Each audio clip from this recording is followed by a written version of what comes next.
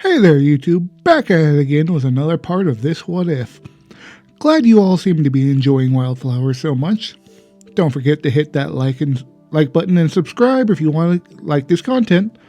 And if you want to follow along or read ahead, there are links in the description for the entire story.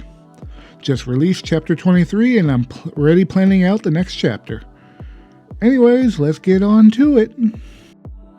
He hadn't returned. It had been hours since he had vanished into the night sky. She waited, hoping he would return, but there was still no sign of Naruto. Blake was beginning to worry. She had never seen anything like what she had previously. She couldn't explain it or the conclusion he had come to, but everything started to make sense the moment he flew into the sky, soaring to the moon like a golden light and disappearing in the night sky. Blake couldn't help but worry about how many others saw that scene. She knew Vale didn't have many people out at night, but something like that would catch someone's attention. A golden glowing object darting across the night sky and going towards the moon? Strange, certainly, but those in the immediate area would have seen it was a person if their eyes were sharp enough.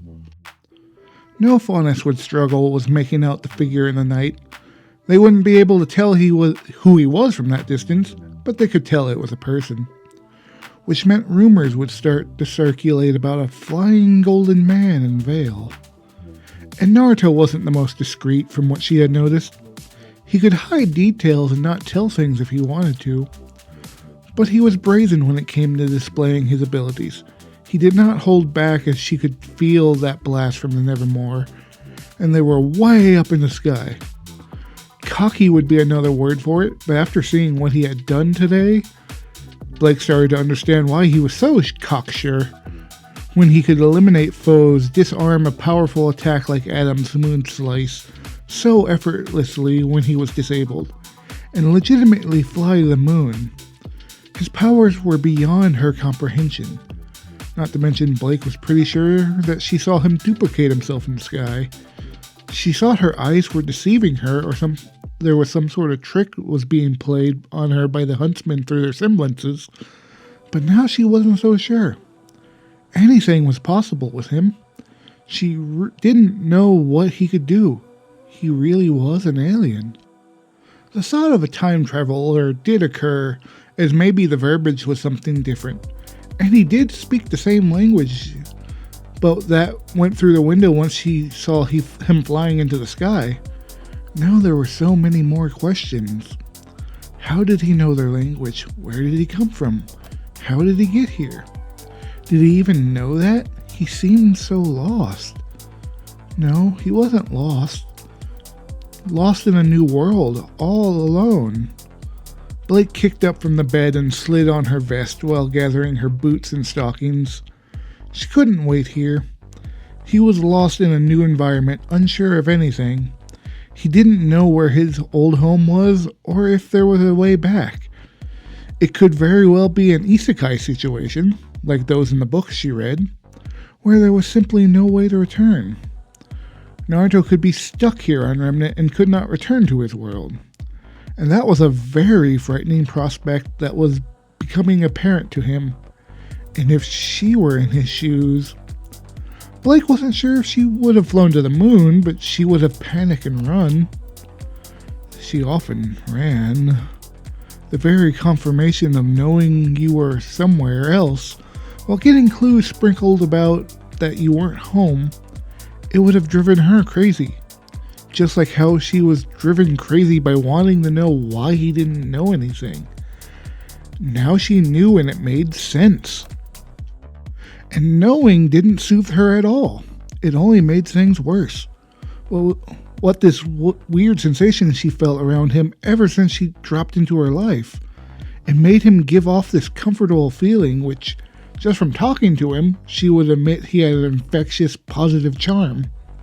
But this was something else. It almost felt like something inside her. Home? No, that wasn't quite it. He didn't give off that feeling.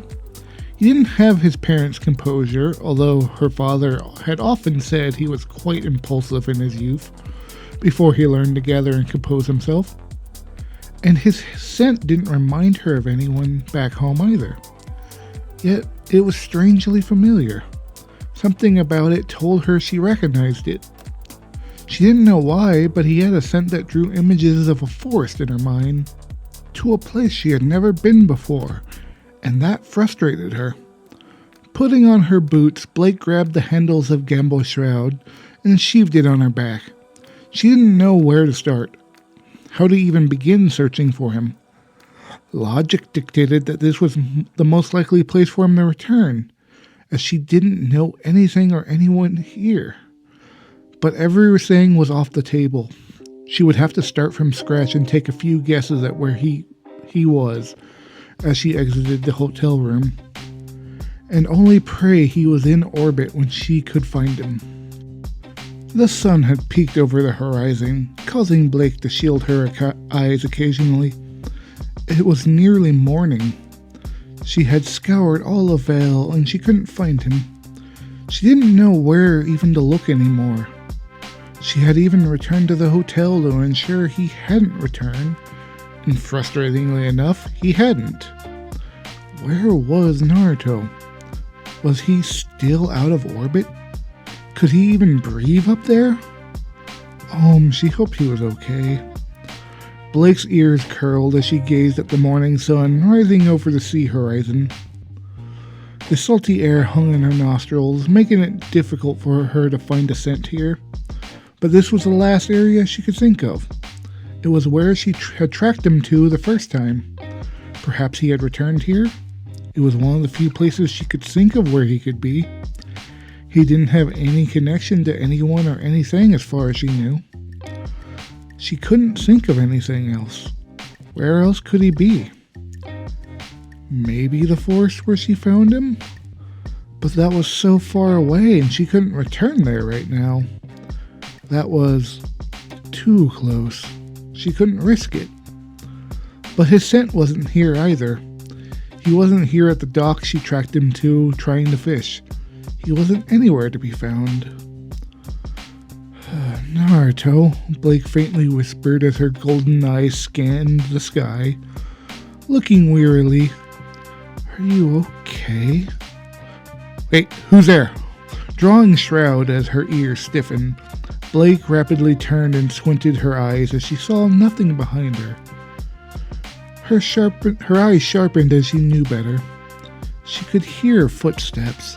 Someone was here, moving. Blake screamed in agony as she felt a pulse of electricity melt through her system before she could use her aura defensively. It absorbed enough of the blow to allow her to retaliate, as she could see the silhouette shimmer out of the corner of her eye, but she still fell to her knees, and the spike handle of Gambo's shroud into her attacker to force her to release. It would be enough time for her to... Blake's eyes widened as the person became visible.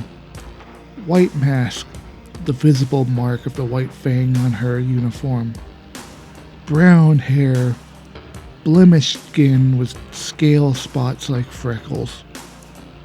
No, Blake dropped to her knees, and a horrified expression froze her to the spot, stopping her from retaliating. Ilia? Not you. Get off me!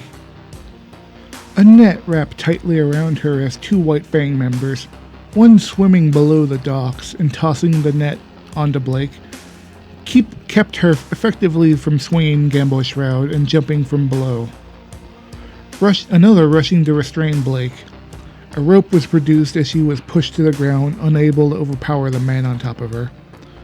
She was bound to keep her constrained and separate her from her weapon. Ilia!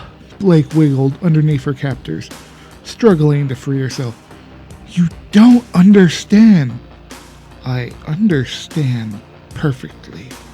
Ilia scowled, stepping towards Blake methodically, looking down at her almost pitifully before she snarled. You left us. All because of a human. And human rights? Disgusting. Ilia stomped on Blake's right shoulder, causing Blake to hiss, but she still looked up with tears in her eyes as she felt her shoulder dislocate from the stomp. No! Ilia! Let me explain. That's not what happened. Blake writhed as she pulled to her feet. That's never what this has been about. I found him in the forest, injured, and I just wanted to help. Adam wanted to leave him for dead.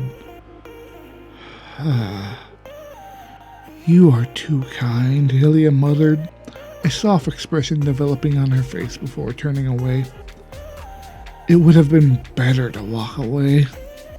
You're wrong, Ilia, Blake hissed, her eyes gleaming in anger as she restrained against the bindings and those who were holding her down.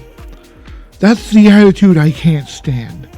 Helping people is wrong? Doing the right thing is wrong? No, it should never be.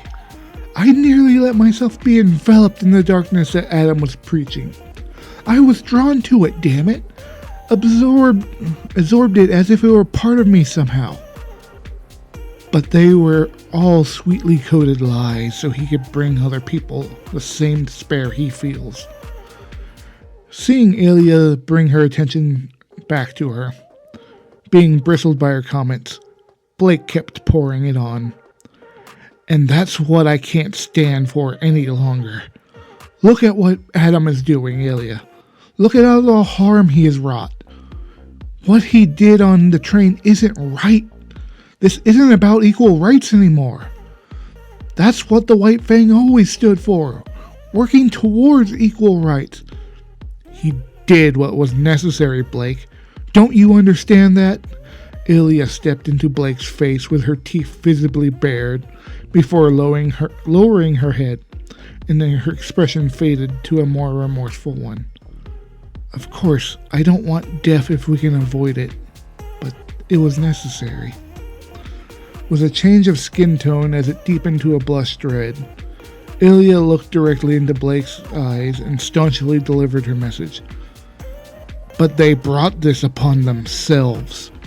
How many times have they laughed at our misery, not caring about how we faunus were treated, how we were forced to live our lives in the shadows of their luxury in the kingdoms, given the most hostile environment to live in and forced to call it home, acting like it was a gift to us, be forced to live there if we couldn't deal with the injustices of the rest of the kingdoms bestowed upon our kind.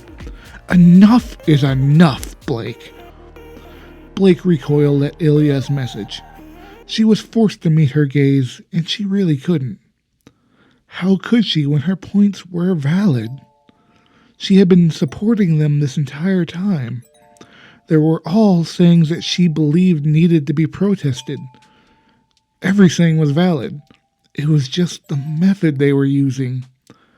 The way Adam was twisting everyone's mind to get what he wanted. That's still pretty extreme, you know. Blake's eyes shimmered, hearing a voice echo her sentiment. Without hesitation, she struggled to turn her head and force her way to look to the left, as Ilia and two White Fang members holding her hostage, gazed upon the shining golden and black form of the person she had been searching for all night, with 9 orbs hovering around him. A floating Naruto stepped onto the deck gently, his eyes falling onto Blake before the situation at hand. Sorry I was out late and left you wandering about, worried for me. Needed to sort a few things out after that revelation. That took some time. Is this him? Ilia questioned, tensing at Naruto's sudden appearance, having landed on the dock from nowhere. What is this? An act of semblance? Or did Adam not recognize another faunus? Really smelling the scent of a fox coming from him, the White Fang member, not soaked in salt water, narrowed his eyes. Amongst a menagerie of other scents, what is he? Blake's eyes continued to shimmer as she couldn't answer the question. She knew what he was now, and if the rest of the world were to know, how would it handle that information? How would the world handle knowing that there was an alien amongst their midst? She was sure it wouldn't end well. But Naruto stepped forward, making all three nervous once more as they snapped their focus back to the situation. Gotta say, everything you said is valid. I'd be pissed about it too. But I think I would draw the line at wholesale slaughter of people by blowing them up and rallying my friends to think that that was the only way to get it done, you know? Sounds too much like someone actively seeking bloodshed for my liking. See, I've seen where that ends up, and I know how that story ends. Naruto's eyes glistened, and his eyes trailed to his missing arm momentarily. It wasn't the only story he knew. It was simply the most recent one that left a scar on him. There were so many more. Madara, Obito, Nagato. Oh, and then there was that traitor Danzo. That man. He didn't even know where to begin on that travesty of a train wreck. He only needed to be told a little by Sai once the man died. The seal being undone when he did. His jaw was on the floor. That man was a menace. You act like you understand our plight when you understand nothing, Ilia snarled, snapping at the golden figure, and was only infuriated as he smiled at her. What the hell? Stop that! Don't you get anything? This is a plight! I understand. I completely understand you. And that your people are suffering. Believe me, I feel that. I know that pain, even if I can't compare it to you. I feel all that negativity in the air, and I want to do something about it. Naruto grinned, tilting his head and closing his eyes to only further upset Ilia. While I'm still sorting things out on what I need to do, I'm not gonna just let things like this slide. Hell nah. I'm gonna interject myself into this affair with all I can do, and while I'm here figuring this shit out, I can do some good. So let me bear this pain for you and for your people. I can shoulder all of it, Naruto declared, a look of determination glinting in his eyes. Whatever it takes to make this right. I can feel it in the air. I'll make it happen. I'll make people listen, as that is just what I do best. Even if I have to beat them down in the first place to make them listen. I'll make this place a better place for everyone. You better damn believe it. Everyone around her tightened at his speech, looking at one another, unsure how to respond. Blake's eyes continued to shimmer and glisten as something within her resonated with what Naruto said. They were hesitant, seemingly conflicted at his words, each of them as they affected them differently. But for Blake, why did that feel so familiar? Like she had heard it before.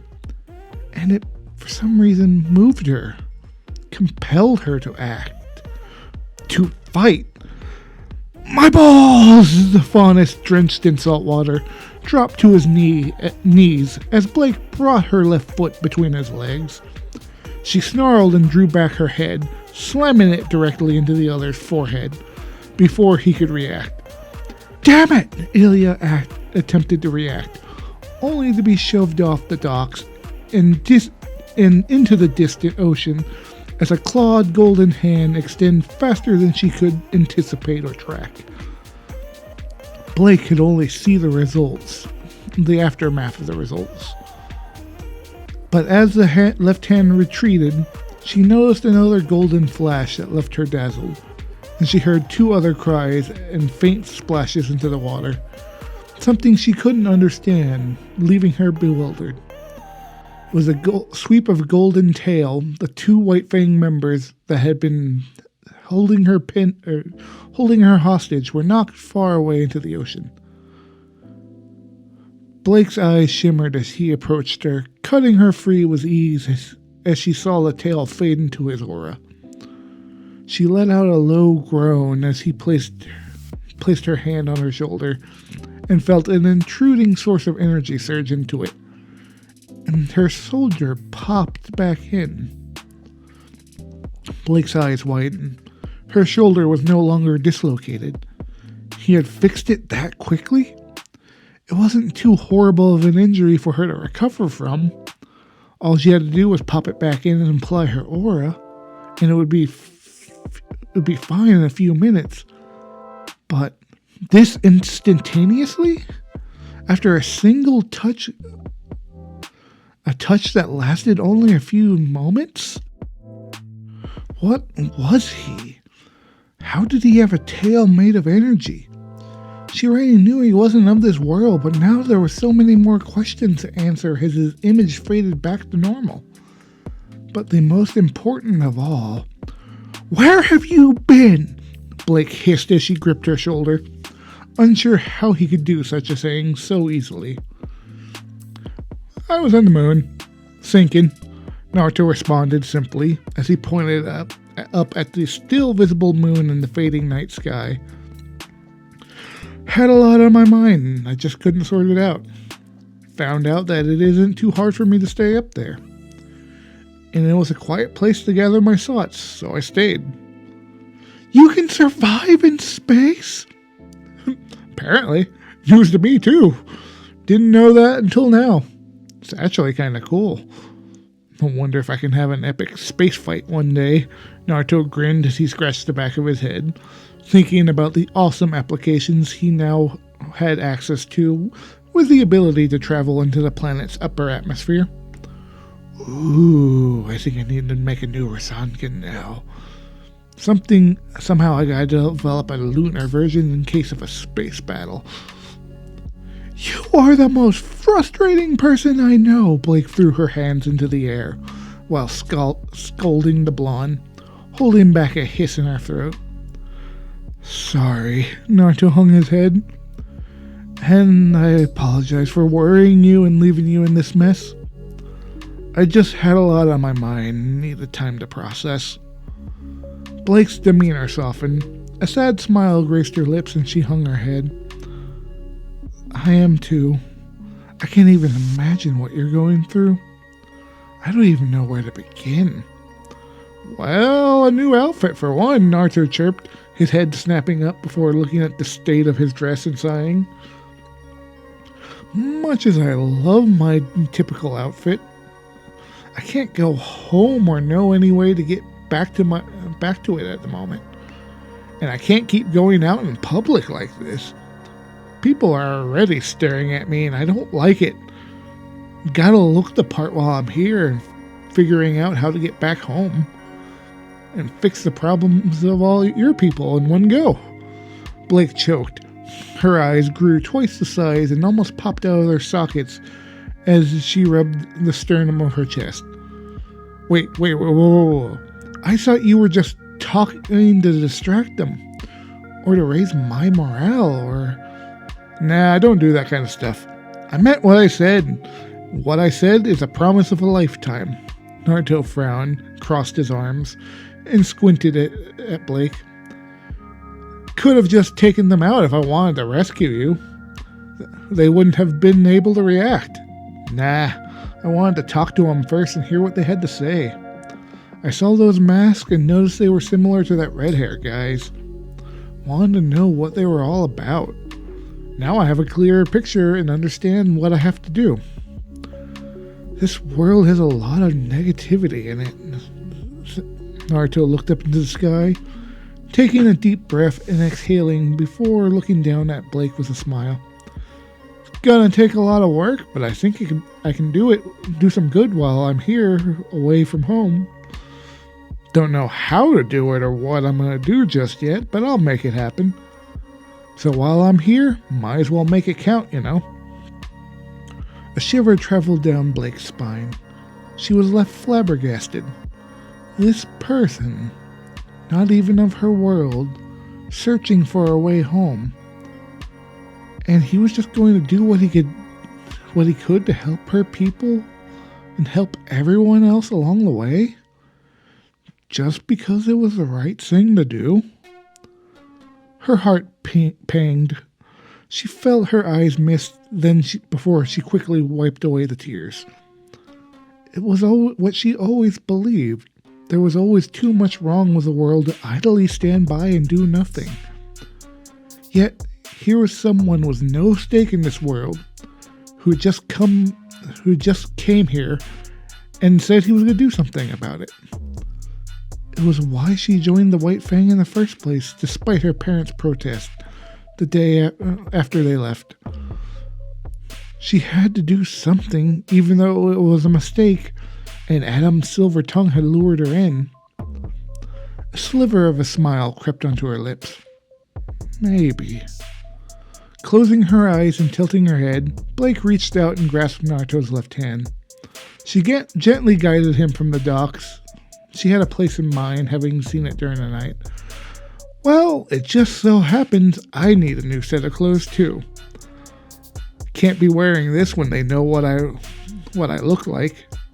Wearing my old uniform makes me stand out, after all.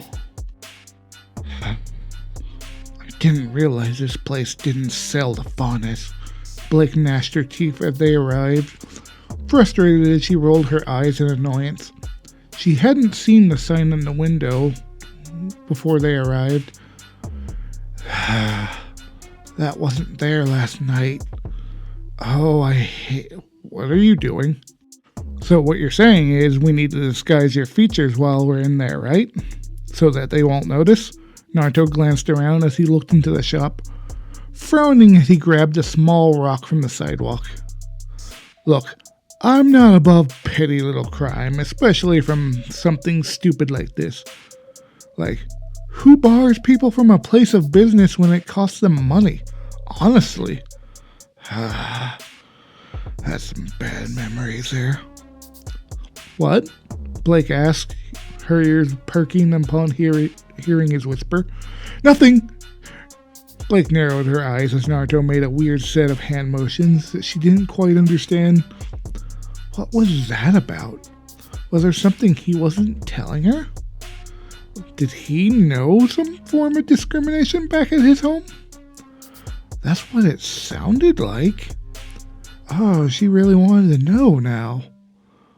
In a plume of smoke, Blake jumped back and landed in a 3-point crouch. Her eyes narrowed. What did you just do? Swish the pebble for this ribbon I saw in the window? Naruto held out a long cloth of black ribbon to Blake. It looks big enough that you might be able to wrap it around your head or something to cover your ears. Now that I'm thinking about it, something to cover your entire head might have been the better decision. Scowling at the cloth dangling in front of her, feeling indignant at the mere thought of having to cover her features, a thought crossed Blake's mind. This was going to be commonplace whether she liked it or not. There would be many places that would reject her because she was a faunus, and while Vale was a more open and welcoming place, there were still places here that did not accept her kind, and this shop was a prime example of that. Now, if they were to head to places like Mistral or Atlas, at a single glance at the black cloth, an idea came to her. With a tug, she took it from Naruto, and as he started to analyze the shop once more, looking for something else to take. What the? One final knot, and it was done. Blake exhaled, and her head sagged. Her ears twitched uncomfortably, making the black cloth around them move. Does it look convincing? I guess? Naruto looked at what was now a bow tied around Blake's ears, and grimaced at her depressed expression and the drooping item. He quickly realized his answer did not help her and caused her to panic. I mean, it looks great. It honestly does. If I didn't know you, I would think it was just some cute accessory that accents your look. Good enough to fool most people. Seeing the bow pick back up ever so slightly, A small but sad smile crossed Blake's lips. Thanks. So, shall we? Yeah, Naruto nodded, gazing at Blake's withdrawn features. Couldn't help but feel partially responsible as he turned to the door. Let's make this quick. Upon opening the door for her, seeing that posture and her expression, it made Naruto only more determined to accomplish exactly what he said earlier. This world had some serious cleaning up and he needed to figure out where to start. The bow was a stupid idea. Blake hated it. It itched. Her ears were getting sweaty and matted as it was too hot for them. Why did she even think it was a good idea to keep it on after purchasing the clothes? Its purpose was complete. She snuck into a place where faunists weren't allowed. No, that wasn't the point. If anyone recognized she was faunist beforehand, she wouldn't have been allowed into certain places, which could cause issues. It was the best to avoid them, and it made it that much harder for anyone looking for her from the White Fang, besides those who knew her. That it would make her that much harder to identify, along with her new change of outfit. Both of their outfits had cost more of the rest of their money, along with a few materials, so that she could sew later. It was important for Blake to have her family crest somewhere on her clothing. She knew it made her identifiable, but it was essential to Blake, and Naruto oddly understood. He was interested in finding a way to patch and repair his headband and keep the spiral on the back of his jacket, as that was apparently his family's crest. She agreed to help him sew the symbol onto a new white overcoat, which almost looked like a flowing cloak. The fact that they bought both white overcoats was not lost on her, for she picked up a white tailcoat. It was almost amusing that they went the same route, but that was where the similarity stopped, as she picked up a simple black crop top and black fitted pants with a white buckled belt.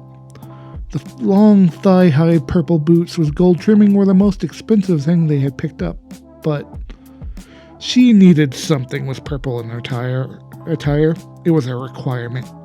She didn't know why, but she needed it. It was mandatory. Blake loved the color and desired them the moment she saw them. Naruto even said she was drooling when she found her holding up this item like a sacred object. Her bow flattened. Did she really do that? Blake didn't recall. What Blake knew was that Naruto had a difficult time finding anything he wanted. He was complaining the entire time about the lack of orange. And Blake understood, as it was similar to her desire to have her family crest on her clothing, and also to have purple on her person. So he was mildly upset that he had to settle on a simple zip-up shirt, as it was the only thing in the store that was orange to go over the loose-fitting black pants. It did allow him to keep that mesh shirt on underneath, and allow her a peek at those marvelous muscular form. For being so short for his age, at least here on Remnant, he was more well-built than anyone else, that was for sure. And those abs. Blake flushed. No. She could not prove him correct. Reading smut did not lead to...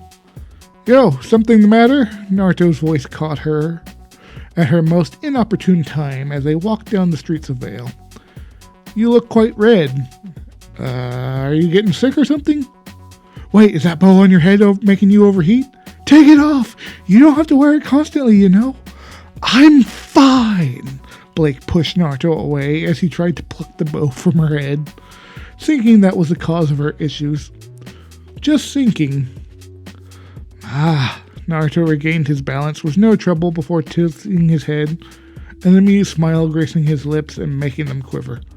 What you thinking about that would make you go beet red? Only thing I can think of is, I have a lot of things on my mind, thank you very much. You are at the center of most of my problems. You know that. Blake hissed, causing Naruto to laugh more, which earned him a scornful gaze from the fauness as she hunched her shoulders. I swear, you are the most frustrating person I've ever met. Do you even have an idea of what it is you're getting yourself into? No, not entirely, Naruto chirped, giving Blake even more fits as her bow lay flat and her eyes dilated. Look, I don't know much about anything of this place. All I know is I feel there's a lot of suffering. For a lot of different reasons. I can feel it in the air, hovering over this place and every other place on this planet. And I just want to fix that, you know? Blake's bow gently began to rise back up as her facial expression softened. Seeing the shift of tone and the glint in his eyes, Blake could feel he meant what he said. Something within her resonated with it, but she still found it hard to believe. I kind of have to find a place to start, you know? Naruto continued, scratching the back of his head as he gazed off into the distance and around at the people nearby.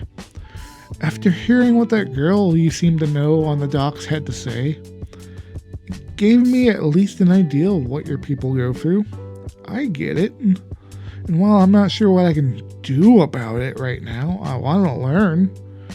Travel around and see everything so I can better understand and help people along the way. And those Grimm seem like a nasty portion of where a lot of this negativity is coming from. I want to help out here too, you know? Tilting her head awkwardly as Naruto just kept saying things that seemed second nature to him, but were not common to hear from others. A genuine smile crossed Blake's expression. With a light laugh, she shook her head. Seems to me you just want to travel. Hey, that's only part of it, you hear? Naruto huffed indignantly, crossing his arms at part of his plans being discovered, which only made Blake snicker more. I mean it! While I'm stuck here, what better way is there to learn than traveling from place to place? Taking in the people and cultures, seeing everything firsthand. And if it just so happens to discover a way home on this adventure, cool. Got a way back after settling things here. You would seriously not go home at the first opportunity if it presented itself? Blake blinked owlishly, finding it difficult to comprehend. As in the same position she knew she would. All because you said something that only a few people were there to hear you say? Damn straight I would. I mean what I said and I'm gonna follow through, you hear? Naruto loudly proclaimed, scaring a few people who were passing by. You may not get it, but I'm Naruto Uzumaki. I'm not gonna just leave until I do exactly what I said I was gonna do. I feel the people in this place need help and I'm gonna help them. That's just who I am. That's the code I live by, and I'll be damned if I'm gonna change now. Startled by his inflection and the dead-set glint in Naruto's eye, his determined expression, Blake was simultaneously awestruck and perplexed. This enigma was indeed something else. There really wasn't anyone else around like him, that was for sure. However, Blake now twitched as a low murmur caught her attention. Her eyes dilated, seeing a small gathering of people looking at them oddly, whispering about what they were talking about and why the blonde was so passionate. One girl even thought he was proposing to her, making Blake flush a deep shade of scarlet. You're making a scene, Blake muttered, her eyes darting wildly around, gritting her teeth as the last thing she wanted was to draw attention. Could you not? Naruto only chuckled, seeing the small crowd and grinned. Well, I am good at getting attention, you know. I've noticed! Stop! Blake hissed, glaring at Naruto. But I'm, what's the word Sakura always used? No, not that one. Magnetic, yeah. That's the one. I have a magnetic personality, don't you know? Naruto's grin broadened. You are the worst! Blake threw her hands up into the air and stormed away, no longer wanting to deal with the attention-seeking alien, and was done with him. What? Hey, wait! Naruto recoiled at her actions before rushing after her frantically. Don't leave me! I need a guide! I don't know where or what anything is here. Please, I'll make it up to you. All the fish! Now! Blake snapped back and stared at Naruto. Naruto simply blinked before he gave a hesitant, nervous laugh. I mean, okay, we spent most of our lane, but I'll figure it out. Now! I'm on it! And that is the end of part 5 of WildFlowers. Funny enough, this last scene was originally the start of chapter 6, but as I was going over them, I felt more natural to include at the end of this chapter. So I hope you enjoyed the story so far. If you made it this far, don't forget to like, comment, and subscribe. You probably like this content, and there will be more soon. Until next time, my friends, stay safe out there. Peace.